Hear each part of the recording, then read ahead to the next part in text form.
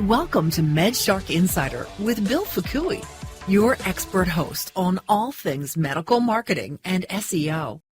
Good morning, everybody. Welcome to another episode of the MedShark Insider. I'm Bill Fukui, and I am the business development manager for MedShark Digital. And today we have on our program a different type of guest. We normally, chat with practices or agents that focus on practice development, marketing, advertising, how to grow a practice, intake, personnel management, those types of things. Today, I've got a different type of guest, and I think he's going to bring some new insights that I think will add a lot of value to practices and really the practitioners that are making these investments. So I want to introduce Sean Scope. He is Director of Sales and Operations for TSP Family Office. And we met over at the cosmetic show, right, Sean? That's right. In New Orleans a few weeks back. That's correct. Yeah. So I want to ask you if you could at least start by just giving a little background who TSP is, so we can kind of get an idea as to some of the specialties you bring. I've never turned down an opportunity to speak about myself, Bill, so I'll definitely take you up on that. As Bill mentioned, I'm Sean Scope. I'm the Director of Sales and Operations for a firm called TSP Family Office. We've been in business for about 25 years and work directly with physicians, specifically surgeons and dental practices and dentists. And so my background is kind of unique, and I don't want to take a whole lot of time on it. But prior to doing this, I was involved in doing turnarounds for private equity firms. So a private equity firm would buy a company and then with the intent of selling it quickly. And I was the guy that they would send in to drive EBITDA and get the business performing at a higher level, creating greater profits, so on and so forth. And I've traveled, pretty much the world doing that. And about 9 years ago, I decided that I did want to watch my daughter grow up. So I gave that up and doing all of that. And I was looking for something to do. And I was recruited by this boutique firm in Vero Beach, Florida, called TSP at the time. And I started there in a business development role. I wanted to do something that wasn't strenuous and crunching numbers all day. I just wanted to find clients and kind of take it easy. And so 9 years later, I'm running the firm, and it's been a great ride. The family office structure means that we can affect the owners of practices and indirectly their employees by offering them ways to increase value in the business, create more profit, put incentives in place for people to drive those numbers. And our concentration primarily is on paying less tax, keeping more of the money that you own, utilizing the extra cash to do things that are both long-term and short-term positive for the owners, up to and including exit and transition. So that's kind of my nickel speech, Bill, and we can get into more specifics, I'm sure, as we dive a little bit deeper into this conversation. Yeah, when we spoke, I thought your background, especially on some of the turnaround stuff, and just in general, insights to things that I wasn't familiar with as a business owner, right? Business owners are, in a whole different, arena than somebody that's, employed and working for somebody, right? Absolutely. So as a specialist in this area, what would you say, when you've worked with dentists, cosmetic, plastic surgeons and such, what would you say would be common? What are the top three things that you consistently see, opportunities either missed or mistakes made? What would be some gaps that you would say, these were the things I would say, walk away from this podcast at least look at these things? What would those three things be? Sure. So, I mean, overarching principles of taking a holistic view of the practice and what that means from today, 10 years, 20 years, 30 years down the line. I'm often asked at what point should I consider exiting my business? And my answer hasn't changed in 35 years. It's the day you open the practice. So if you're not doing activities that are constantly building value in the practice, we see that there's a lot of opportunity there. There are layers to a business, and typically the surgeon or the operator, if you will, doesn't go deeper than the first two layers into the business. Well, all of the good stuff and all the crust and all the crud is below that 3, 5, 7 layers deep. And it could be something as easy to fix as a procedure or an SOP that cuts down in time or addresses the seven wastes that take away profit. So I think that most of the operators, surgeons, dentists, whoever owns that practice, concentrate on the quality of the work that they do and their reputation, and they take a position of, if I do that, the profit will follow. And there is some truth to that. However, I know that from my experience, I can look at anybody's P&L balance sheet and detailed ledger and find anywhere between 5 and 10% more in the bottom line with no increased effort or selling more business. So this goes beyond efficiencies. I'm not talking about raising your prices and firing 5 people. I'm talking about making a concerted effort towards things that are happening in the business and can be done a little bit differently. The other thing that I see, Bill, is that people don't like to change, and this isn't exclusive to just people that run practices. So times change, technology changes. If you look at you and I in our age and think about when we first started working in the world compared to what we're doing now, even just being able to talk on the telephone and see somebody, that was reserved for, the Jetsons, and that was it. Nobody ever thought that would really happen. So keeping up with the times, being on the cutting edge, utilizing technology to their advantage, I see as missed opportunities. They do it as a follower most of the time. I don't see people out in front and taking risks or chances to be the first to do something. And again, remember, the personality of a medical professional is that they are academics first, and they want proof. Proof with numbers. So they're not going to do anything unless it's been proven and it's safe and all of those types of things, which is fine. So getting them out of their comfort zone to do something that might be a little bit different. Now, on the other hand, what they're not doing is that so I make $1 million a year, or I make $800,000 a year. Who cares if I have to pay $40,000 more in tax? I'm still making there's a lot left on the table. And so there are, tons of provisions within the tax code where a lot of these operators could be leveraging them and converting things that they're paying for already. And after tax, they can be paying for it in the business. So one of the things that TSP Family Office is really good at is converting things that they're paying for already to legitimate business expenses by leveraging our knowledge of the code. Examples: hiring the kids as models, using the Augusta rule, doing meetings in your house and having your S corporation pay for the rent 14 times a year tax-free, converting personal vacations to business trips, things of that nature, missing out on capital expenditures and really leveraging 179. For those of you out there that are buying lasers and equipment and things like that, there's a certain way that can be done with timing and funding that is more advantageous to just, I need to buy it. So an overall view would be not taking advantage of that holistic view and planning expenditures or taxation, because let's face it, taxation or tax itself will be the largest expense that anybody will have in their entire lifetime.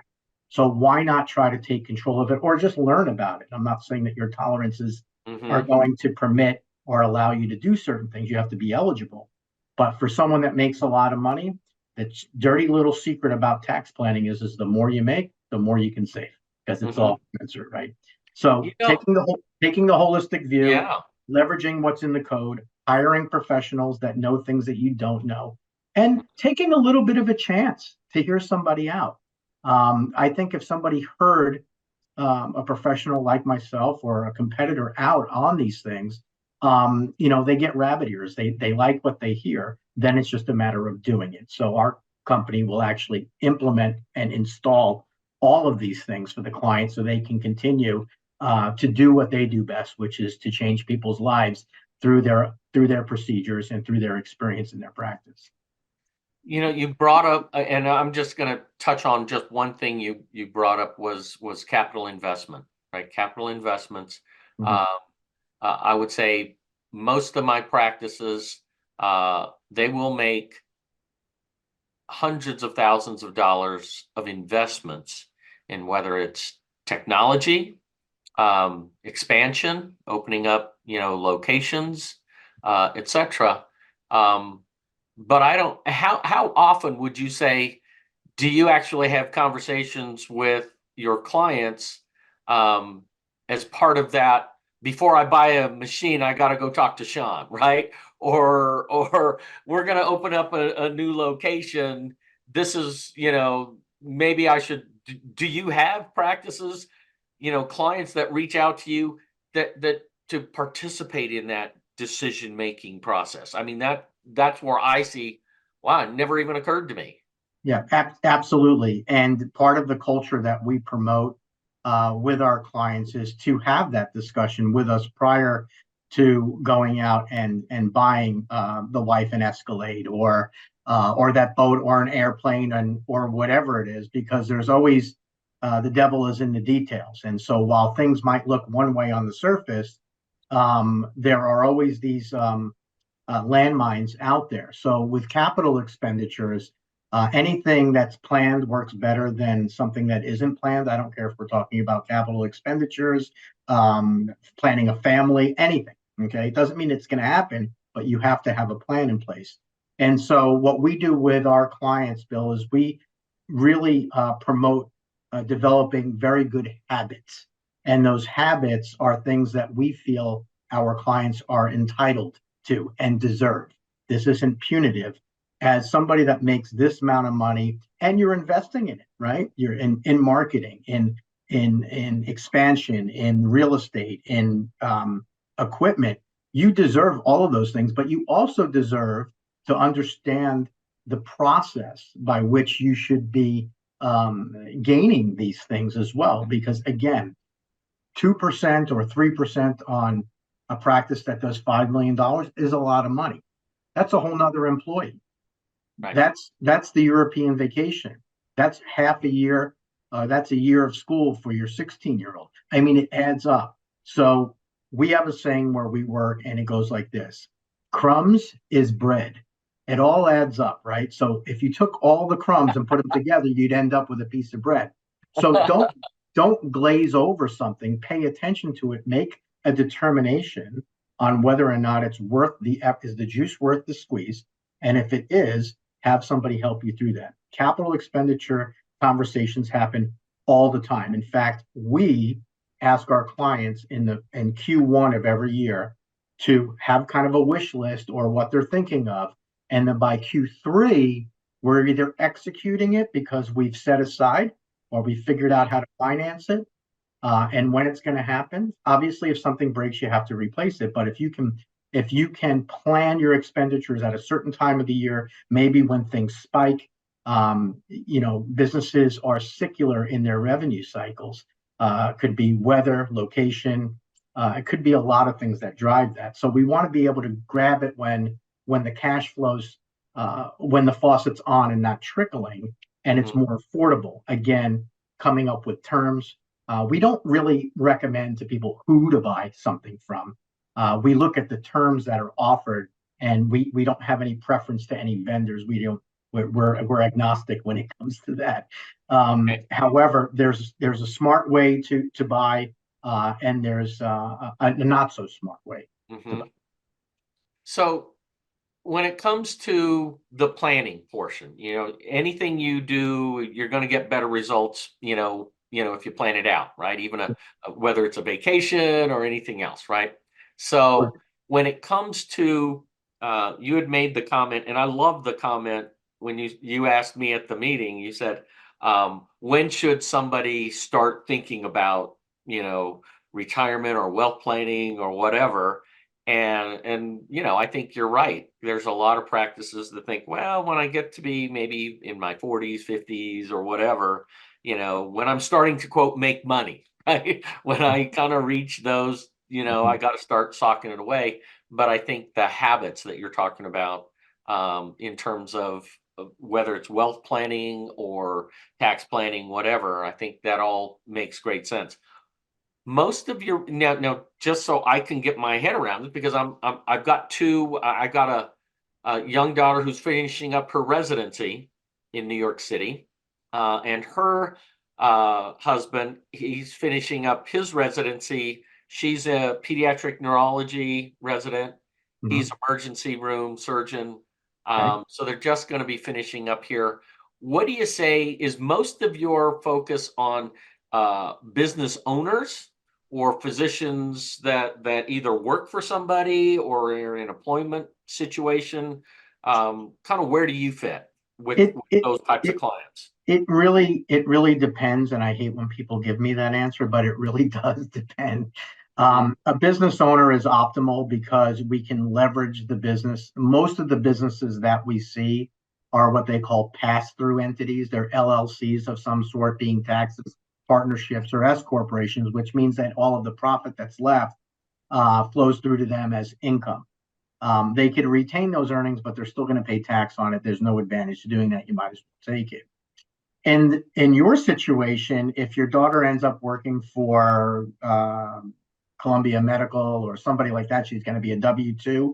Really not much that you can do there because you're kind of pigeonholed to that. However, the partner as an emergency physician could potentially be part of a large partnership where they're able to set up their own LLC and have their pay come from the partnership into their LLC so that they can control their tax in that LLC.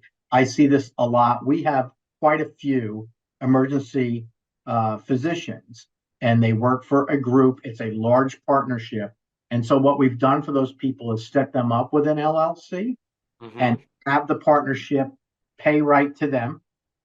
And the money goes into that LLC. Now we can take those deductions for vacation, tax-free rent, hiring your kids, auto expense, all of that through there to control it, to drive down the pass-through income and convert things that they're paying for already post-tax to things that they're going to take pre-tax. And the difference is at that level, talking about 37% tax on that or 0% tax on.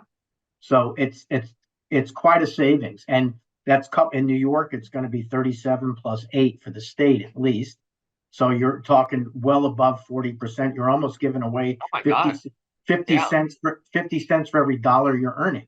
So if you're going to spend the money on your kids, on vacations, on auto expense, a home office, tax-free rent, you might as well do it pre-tax and gain it, because think about this. Somebody at a 40% tax rate that they're giving up 40 cents of every dollar. So for every dollar that I can save them, they're saving 40 cents on every dollar. And somebody that makes $600,000, $800,000, $900,000 a year, you start to do the math, and all of a sudden you're knocking up against 30 or 40 grand a year.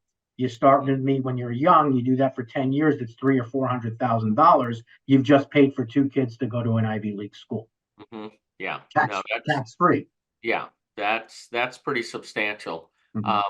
And you're right. I think all the things that you're talking about, I think most of our our surgeons, our practitioners, practice owners, they recognize that, but they don't know, they don't always develop those habits like you're saying. Right. That's probably why you have a business, is because they don't do it. Right. So what do you say to the doctor or the business owner that hasn't done this, and honestly, it's just how painful is it to go through this? I mean, how much time is it going to take? What do I need to do? It's the barriers of entry of developing those habits, right? It's I don't want to exercise, I just never. It's just going to the gym for the first time, right?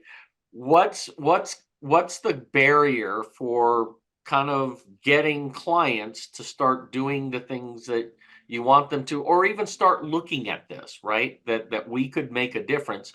What's that take? What does it take for somebody to take the leap? So there are a couple of different types of clients that I run into, but overwhelmingly, I would rather have somebody that's more furious than curious. Okay. So somebody that's angry about how much tax they're paying, somebody that's knows that they can be more profitable, that client is motivated because they're ready to change. Hmm. This is not behavior mod 101, but it's change management 101, because what we're going to ask people to do is something completely different than what they have been doing. And like anything else, if you're not internally motivated to change, then you're not experiencing enough pain. It's not my style to twist the knife. I'm honest as the day is long and I can tell them what's going on. But ultimately, if they want to pay more tax and not do anything about it, it's their money, not mine. I don't have a shortage of people overpaying their taxes in our country. So unlimited supply, and we try to make a case for everybody that would make sense. As far as the level of effort, that's why we have a business. We do the heavy lifting. We do 90% of the work that's required. We just need someone to take an interest and participate in our sessions with us, get us the documents that we need.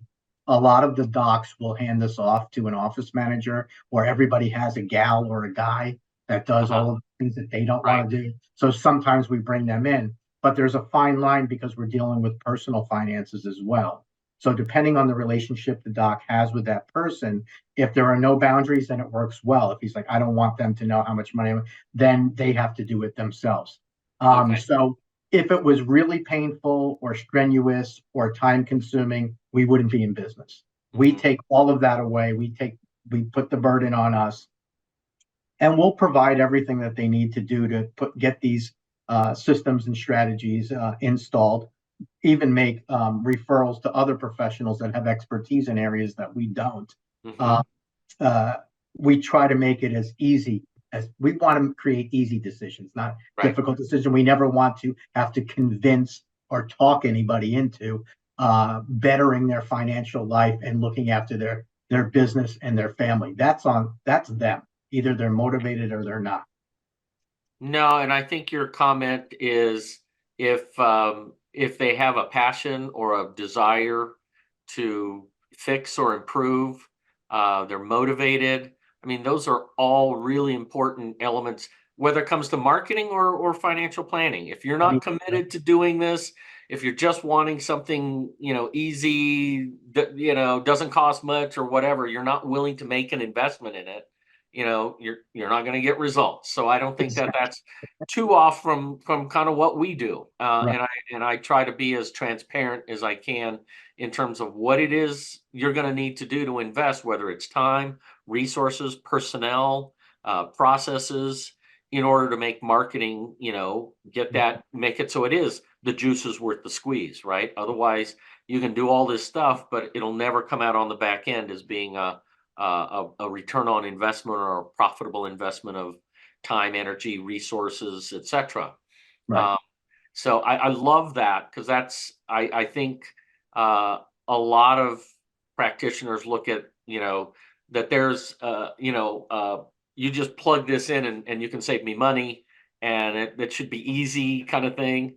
But I know there's a lot more moving parts than Right. that. Right. You know. Right. I So would agree with that. so let me ask, let me have you provide us with, if somebody is interested in taking a look at what they can do to just see if it makes sense to engage with you. How can Mhm. they, do you have a website? How can they get a hold of you? What would be a first step? Okay. So there's a couple of different ways that you can do that. Our website is tspfamilyoffice.com, and you can go to take the assessment. It's 7 questions. If you fill it out, I'll be pinged and I'll get in touch with you. Or I can give you my direct line right now, and it's area code 772-646-6947. And you can text or call that number, and we can work it from there. We start with just kind of a deep dive and finding out about who you are and what you want, and vice versa. And from there, we can provide a complimentary consultation and a plan workup. And at that time, you pretty much can decide whether or not you want to work with us. It works very much like medicine, right? We start a chart, we diagnose, we prescribe. If you don't take the pill, you're not going to lose the weight. So we can take it up into that point, just like doctors do. And it's up to the individual to either participate or make a decision to change. Yeah. And I will say thank you for that, Sean.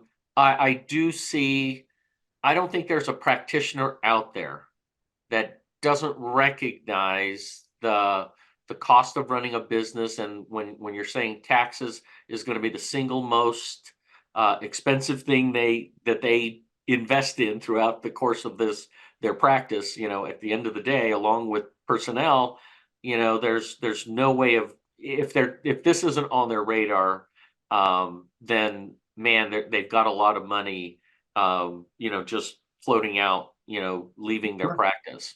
Mhm. So I encourage everybody to reach out to Sean. If you haven't already, even if you have somebody that's already kind of doing this stuff for you, it's not too different than me doing an assessment, a website, a digital marketing assessment.